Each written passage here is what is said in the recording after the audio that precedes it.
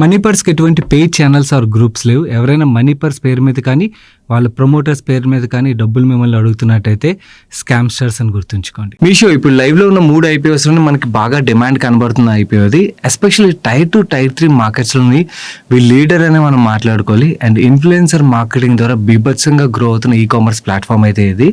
ఈ మీషో రిలేటెడ్గా complete business model ఏదైతే ఉన్నదో మొత్తం మీకు డీకోడ్ చేసి ఈరోజు ఎక్స్ప్లెయిన్ చేస్తాను. వీళ్ళు యాక్చువల్లీ డబ్బులు ఎక్కడి నుంచి సంపాదిస్తారు, ఎందుకంటే వీళ్ళు జీరో కమిషన్ ప్లాట్ఫామ్ అంటారు కదా. సో అమెజాన్, ఫ్లిప్కార్ట్ చూసినట్టయితే వాళ్ళ ప్లాట్ఫామ్ ద్వారా మీరు ఏదైనా సెల్ చేయాలంటే కమిషన్ పే చేయాలి వాళ్ళకి. వెరస్ మీషోలోని మీరు సెల్ చేస్తున్నారు అనుకో, మీరు ఎటువంటి కమిషన్ పే చేయక్కర్లేదు. సో వీళ్ళకి రెవెన్యూ ఎక్కడి నుంచి వస్తుంది అండ్ వీళ్ళు ఎంతవరకు గ్రో అవ్వగలరు అండ్ ఈ IPO రిలేటెడ్గా మీరు తెలుసుకోవాల్సిన రిస్క్లు ఏవైతే వాటిని కూడా మీకు కంప్లీట్లీ షేర్ చేస్తాను. వీడియోని చివరి వరకు చూడండి. అండ్ వీడియో చూస్తున్నప్పుడు వీడియోలో షేర్ చేసిన ఇన్ఫర్మేషన్ నచ్చినట్టయితే వీడియోని తప్పకుండా లైక్ చేయడం మర్చిపోకండి. Let's deep dive into this IPO now.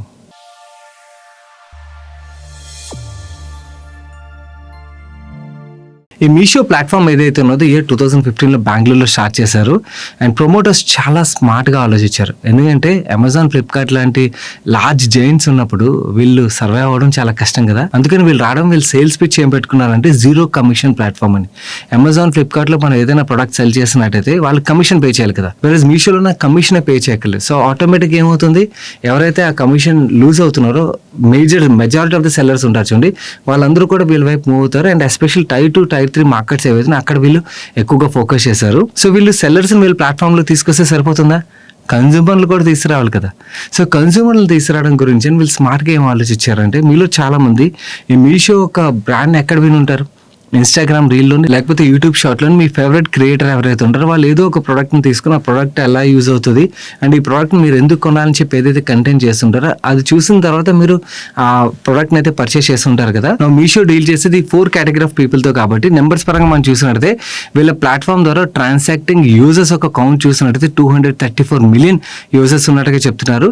And sellers విషయంకి వచ్చేసరికి 7,06,471 సెల్లర్స్ వీళ్ళ ప్లాట్ఫామ్లో ట్రాన్సాక్టింగ్ సెల్లర్స్ అన్నమాట రిజిస్టర్ అయినట్టుగా వీళ్ళు చెప్తున్నారు.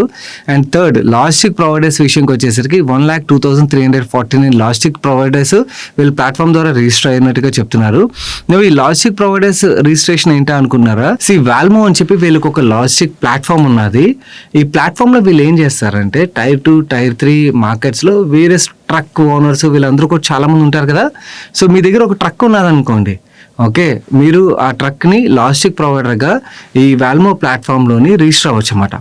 ఓకే, రిజిస్టర్ అయిన తర్వాత మీరు ఏంటంటే ఈ ఆర్డర్స్ వస్తాయి, అంటే పికప్ రిలేటెడ్ కావచ్చు, డెలివరీ రిలేటెడ్గా ఆర్డర్స్ వస్తాయి. సో మీ సర్వీస్ బాగున్నది అండ్ మీ కాస్ట్ బాగున్నది అనుకోండి, మీషో నుంచి చాలా లార్జ్ నెంబర్ ఆఫ్ ఆర్డర్స్ అయితే మీకు వస్తాయి అన్నమాట. ఇలా ఎవరైతే ఇండివిజువల్ ట్రక్ ఓనర్స్ అవ్వచ్చు, లేకపోతే లాజిస్టిక్ కంపెనీస్ చిన్న రన్ చేసే వాళ్ళు ఉండొచ్చు, వాళ్ళందరూ కూడా ఈ మీషో ఒక వాల్మో ప్లాట్ఫామ్ ఏదైతే ఉన్నదో దానిలో రిజిస్టర్ చేసుకుని వాళ్ళు డబ్బులు అయితే సంపాదించవచ్చు. ఎస్పెషల్లీ టైర్ 2, టైర్ 3 మార్కెట్స్లో వాళ్ళకి బిజినెస్ అనేది తక్కువగా ఉంటుంది కదా, వాళ్ళకి ఇది one of the major revenue source అయితే అవుతుంది. So that's how they created their logistic system అన్నమాట. అండ్ ఈ లాజిస్టిక్ సిస్టమ్ ద్వారా వీళ్ళకి డబ్బులు కూడా వస్తాయి. మీషో జీరో కమిషన్ అన్నది కదా. సో జీరో కమిషన్ అన్నప్పుడు వీళ్ళు డబ్బులు ఎక్కడి నుంచి సంపాదిస్తారు? సో బేసికలీ ఆ లాజిస్టిక్ రిలేటెడ్గా ఏదైతే మార్జిన్ ఉంటుందో, ఓకే, ఆ మార్జినే వీళ్ళు డబ్బులు సంపాదించేది అన్నమాట. అండ్ ఇది మాత్రమే కాకుండా లెట్స్ సే ఒక 10 మంది సెల్లర్స్ ఉన్నారు, 10 మంది ఒక డ్రెస్ చుడిదార్ అమ్ముతున్నారు అనుకోండి. ఓకే, యాజ్ ఏ కన్జ్యూమర్ మనం కిందకి ఎంతకని స్క్రోల్ చేస్తాం? ఓకే, మనం ఓన్లీ ఒక 10-15 మాత్రమే స్క్రోల్ చేస్తాం కదా. మేబీ కొంతమంది ఉమెన్ ఉండొచ్చు, వాళ్ళు ఇంకా ఎక్కువగా డీప్గా స్క్రోల్ చేస్తూ ఉండొచ్చు. బట్ ఎవరైతే టాప్లో ఉంటారో వాళ్ళ సేల్స్ అనేవి బాగా ఎక్కువగా అవుతాయి కదా. సో అందు గురించి అని చెప్పి ఎవరైతే సెల్లర్స్ ఉంటారో, అంటే సేల్స్ ఎక్కువగా చూడాలనుకున్న సెల్లర్స్ వీళ్ళ ప్లాట్ఫామ్లో అడ్వర్టైజింగ్ అన్నది చేసుకోవాల్సి ఉంటుంది అన్నమాట. అడ్వర్టైజింగ్ చేసినట్టయితే ఆటోమేటిక్గా వీళ్ళకి దాని రిలేటెడ్గా రెవెన్యూ కూడా వస్తుంది. సో ఈ 2 రెవెన్యూ మోడల్స్ బేసికలీ వీళ్ళు కమిషన్ ఏం ఛార్జ్ చేయరు కాబట్టి ఎవరైతే ఎక్కువ సేల్స్ కావాలనుకుంటారో వాళ్ళు అడ్వర్టైజింగ్ రిలేటెడ్ స్పెండ్ చేసినట్టు దాని ద్వారా డబ్బులు సంపాదిస్తారు. సెకండ్, ఈ లాజిస్టిక్స్ ద్వారా బేసికల్లీ ఏదైతే మార్జిన్ మిగులుతుందో, షిప్మెంట్ ఛార్జెస్ చేస్తారు చూడండి, ఆ లాజిస్టిక్ మార్జిన్ ఏదైతే మిగులుతుందో this is another revenue source for Meesho. And వీళ్ళ బిజినెస్లో 4th పిల్లర్ కంటెంట్ క్రియేటర్స్ కదా. కరెంట్లీ 50,319 కంటెంట్ క్రియేటర్స్ వీళ్ళు ప్లాట్ఫామ్లో రిజిస్టర్ చేసుకున్నట్టుగా చెప్తున్నారు. అండ్ వాళ్ళు ఏదైతే కంటెంట్ క్రియేట్ చేస్తారో దాని ద్వారా ఏవైతే సేల్స్ అవుతాయో ఆ సేల్స్ ద్వారా వాళ్ళకి రెఫరల్ ఇన్కమ్ అయితే వెళ్తుంది. అండ్ వీళ్ళు యూజర్ బేస్ గ్రోత్ చూసినట్టయితే లాస్ట్ ఇయర్తో కంపేర్ చేస్తే ఇయర్కి 46% వీళ్ళు యూజర్ బేస్లో గ్రోత్ ఉన్నట్టుగా చెప్తున్నారు. అండ్ మీషోలోని మీకు ₹10 ప్రొడక్ట్స్ దగ్గర నుంచి ₹1,000, ₹2,000 ఇలా ప్రొడక్ట్స్ మల్టిపుల్ ప్రైస్ రేంజ్లో దొరుకుతాయి కదా. సో వీళ్ళ యావరేజ్ ట్రాన్సాక్షన్ వాల్యూ చూసినట్లయితే 274 లాస్ట్ ఫైనాన్షియల్ లో మెన్షన్ చేశారు. అండ్ ఎవ్రీ డే వీళ్ళ ప్లాట్ఫామ్ లోని 153 మిలియన్ ప్రొడక్ట్స్ లిస్ట్ అవుతాయని అయితే మెన్షన్ చేస్తున్నారు. 153 మిలియన్ ప్రొడక్ట్స్. ఓకే, ఇందులోని 75% of the products unbranded and regional products ఏవైతే ఉంటాయో అవే లిస్ట్ అవుతాయని అయితే మెన్షన్ చేస్తున్నారు. అండ్ వీళ్ళ ప్లాట్ఫామ్ ద్వారా వేరియస్ ప్రొడక్ట్స్ సెల్ అవుతాయి కదా.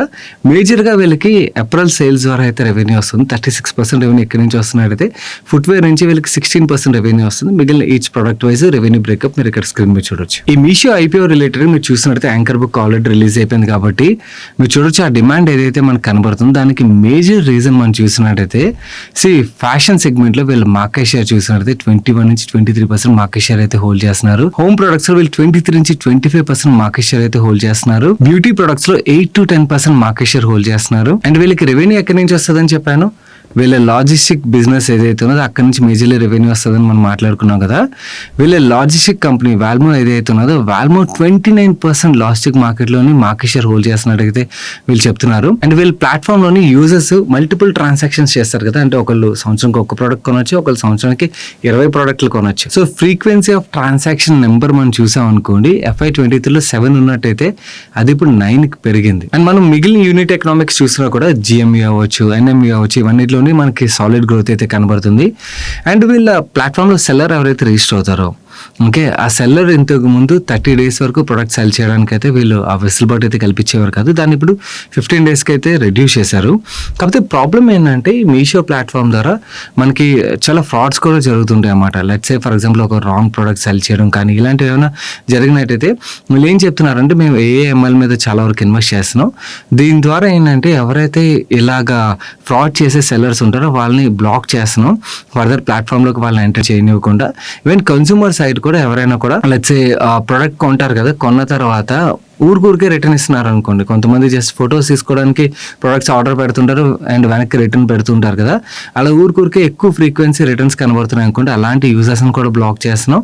అండ్ ఇది మాత్రమే కాకుండా కొంతమంది వాళ్ళకి వచ్చిన ప్రొడక్ట్ ఒకటి అండ్ రిటర్న్ ఇచ్చే ప్రొడక్ట్ ఒకటి, ఇలాంటి ఫ్రాడ్ చేసిన యూజర్స్ని కూడా AML యూజ్ చేసి బ్లాక్ చేస్తున్నాం. AML రిలేటెడ్ వీళ్ళు మాక్సిమం ఇన్వెస్ట్మెంట్ అయితే బాగా చేస్తున్నట్టుగా మేనేజ్మెంట్ చెప్తున్నారు. And it's a tech platform, they have to do it.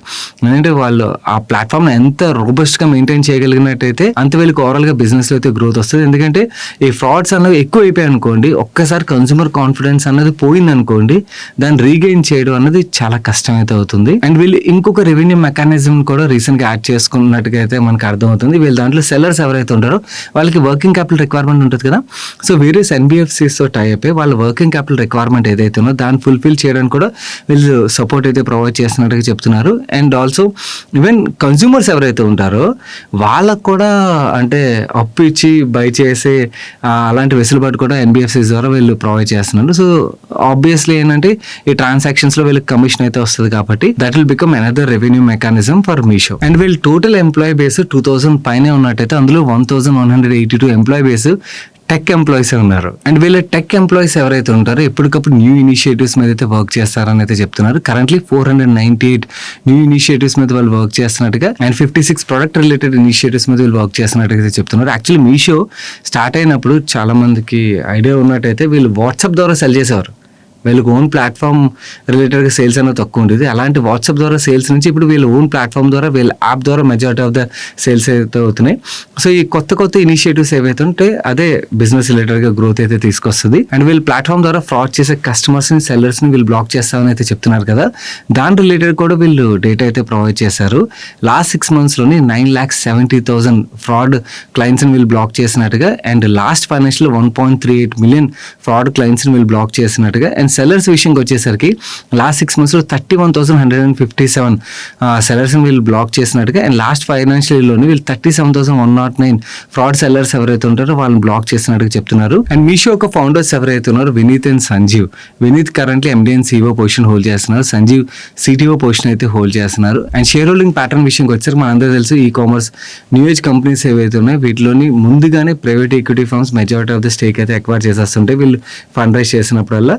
So so promoters కన్నా కూడా మనకి పీ ఫర్మ్స్ ఒక స్టేక్ ఎక్కువగా కనబడుతుంది. ఈవెన్ ప్రమోటర్స్ ఒక షేర్ హోల్డింగ్ ఎంత హోల్డ్ చేస్తున్నారు అన్నది మీరు ఇక్కడ స్క్రీన్ మీద చూడొచ్చు. అండ్ ఈ ఐపీఓ డీటెయిల్స్ చూసినట్లయితే ఇష్యూ సైజ్ 5,421 crores. ఇందులో ఫ్రెష్ ఇష్యూ 4,250 crores. ఈ 4,250 crores ఏదైతే వీళ్ళు రేస్ చేస్తున్నారో వీళ్ళది టెక్ ప్లాట్ఫామ్ కదా, టెక్ రిలేటెడ్గా క్లౌడ్ ఇన్ఫ్రా అవ్వచ్చు వీటి మీద ఇన్వెస్ట్ చేయడం గురించి, అండ్ ఆల్సో ఇన్ఆర్గానిక్ ఎక్విజిషన్స్ ఏవైతే ఉంటాయో దాని రిలేటెడ్గా వీళ్ళు స్పెండ్ చేయబోతున్నట్టుగా అయితే మేనేజ్మెంట్ చెప్తున్నారు. ఓఎఫ్ఎస్ 1,171 crores అయితే కనబడుతుంది. ఈచ్ షేర్ ఒక ఫేస్ వాల్యూ ₹1 per షేర్. వీళ్ళు కోట్ చేసిన ప్రైస్ బ్యాండ్ 105 రూపీస్ నుంచి 111 రూపీస్ మధ్యలో అయితే ప్రైస్ బ్యాండ్ ఫిక్స్ చేశారు. అండ్ హైయర్ ప్రైస్ బ్యాండ్ ఆధారంగా ఈ కంపెనీ 50,095 crores మార్కెట్ క్యాప్కి అయితే వాల్యూ చేసినట్టుగా మనకు అర్థమవుతుంది. అండ్ మనం ఐపీఓలో పార్టిసిపేట్ చేయాలంటే 135 షేర్స్ అయితే పార్టిసిపేట్ చేయాలి. అండ్ 135 మల్టిపుల్స్లో అయితే మీరు అప్లై చేయాల్సి ఉంటుంది. మిగిలిన బేసిక్ డీటెయిల్స్ మీరు ఇక్కడ స్క్రీన్ మీద చూడొచ్చు. ఐపీఓ ఈరోజు ఓపెన్ 5th రోజున క్లోజ్ అవుతుంది. మిగిలిన టెంటివ్ డేట్స్ మీరు ఇక్కడ స్క్రీన్ మీద చూడొచ్చు. అలాట్మెంట్ ప్రయారిటీ విషయంకి వచ్చేసరికి క్యూఐబీస్కి 75%, ఎన్ఐఎస్కి 15%, రీటైల్కి 10% కోటా ఇచ్చారు. సైజ్ బాగానే ఉన్నది కాబట్టి డిమాండ్ బట్టి చూడాల్సి ఉన్నది. ఓకే, డిమాండ్ కూడా బాగానే కనబడుతుంది. ఒకవేళ డిమాండ్ బాగా రోబస్ట్గా ఉన్నట్టయితే మాత్రం దెన్ డెఫినెట్లీ అలాట్మెంట్ దొరికే ఛాన్సెస్ అయితే కొంచెం తక్కువగా ఉంటాయి. అండ్ మనం వీళ్ళ ఫైనాన్షియల్ చూసినట్టయితే zero debt company, and balance షీట్లో మనకి 850 crores ఈక్విటీ అయితే కనబడుతుంది. అండ్ ఎబిటా పరంగా మిగిలిన న్యూ ఏజ్ కంపెనీస్ అలాగైతే లాస్ మేకింగ్ కంపెనీస్, ఇది కూడా మనకి లాస్ మేకింగ్ కంపెనీ. సో ఇంకా ప్యాడ్ గురించి కూడా మాట్లాడుకునేది ఏం లేదు ఇక్కడ. నా పియర్ కంపారిజన్ లో కూడా నేను ఏం చూపిస్తాను, రెవెన్యూ గ్రోత్ తప్పించి. సో రెవెన్యూ గ్రోత్ పరంగా చూసినట్టయితే వీళ్ళు బాగానే గ్రో అవుతున్నారు. అండ్ ఇన్ఫాక్ట్ వీళ్ళ పియర్స్ గా ఏదైతే ఆర్హెచ్పీలో మెన్షన్ చేశారో వాళ్ళు కూడా బాగానే గ్రో అవుతున్నారు. మిగిలిన అదర్ పారామీటర్స్ లో ఎక్కడ కూడా కంపారిజన్ చూపించడం లేదు. నేను లాస్ మేకింగ్ కంపెనీ కాబట్టి నేను మార్జిన్స్ గురించి మాట్లాడలేను, రిటర్న్ రేషియోస్ గురించి మాట్లాడలేను. వాల్యుయేషన్స్ పరంగా కూడా ప్రైస్ టు సేల్స్ మల్టిపుల్ ఆధారంగానే కంపేర్ చేయాలి. వీళ్ళు ఐపీఓని 5.3 times price to sales multiple అయితే కోట్ చేస్తున్నారు. ఈవెన్ మిగిలిన అదర్ వీళ్ళ కాంపిటేటర్స్ ఎవరైతే ఉన్నారో exactly like to like competitor కాదు.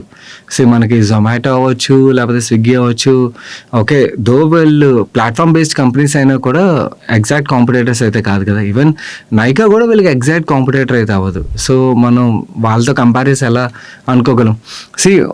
ఈ బిజినెస్ రిలేటెడ్గా ఐపీఓ రిలేటెడ్గా డెసిషన్ తీసుకోవాలంటే ఓన్లీ వన్ థింగ్ ఏంటంటే if you like Meesho, if you like growth, if you have risk update, listing రిలేటెడ్గా ఓకే డిమాండ్ కనబడినట్టయితే ఆ లిస్టింగ్ రిలేటెడ్గా కాల్ తీసుకోవాలనుకున్నట్టయితే తీసుకోలేదు తప్పించి otherwise it's a high risky IPO for sure, no doubt. ఏంటంటే high growth company but at the same time high risky. Same మనకు తెలుసు ప్రైవేట్ మార్కెట్స్ లాగా పబ్లిక్ మార్కెట్స్ రియాక్ట్ అవ్వని. పబ్లిక్ మార్కెట్స్లో ఏంటంటే ఈ లాసెస్ ఏవైతే కంటిన్యూ అవుతాయో కంటిన్యూ అయినంతకాలం మనకి స్టాక్స్లో ప్రెషర్ కనబడుతుంది.